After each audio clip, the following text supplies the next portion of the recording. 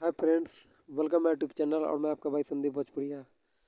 भाई लोग, आप सबको बता दें कि भोजपुरी के बहुत ही बेहतरीन कलाकार और सुपर स्टार कलाकार और गर्जियन स्वरूप और भोजपुरी के गॉड फादर ब्रजेश त्रिपाठी इस दुनिया में नहीं रहे। हाँ भाई लोग, ब्रजेश त्रिपाठी जी का सुबह सुबह हार्ट अटैक की वजह से निधन हो गया है।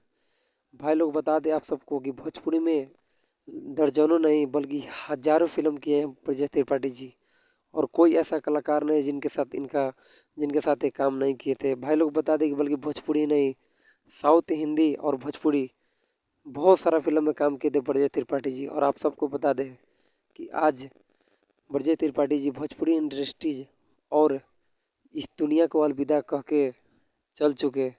भाई लोग, आप सबको बता दें कि ब्रजेश त्रिपाठी के बिना अब भोजपुरी इंडस्ट्री बहुत अधूरा हो जाएगा और इनके बिना सूना सूना लगेगा, क्योंकि ब्रजेश त्रिपाठी एक ऐसे कलाकार थे जो गर्जियन स्वरूप और गॉड फादर थे भोजपुरी के लिए। आप सबको बता दें कि भोजपुरी में ऐसा एक्टर मिलना आज के डेट में नामुमकिन है, क्योंकि बहुत ही बेहतरीन कलाकार थे और मैं इनका बहुत बड़ा फैन था।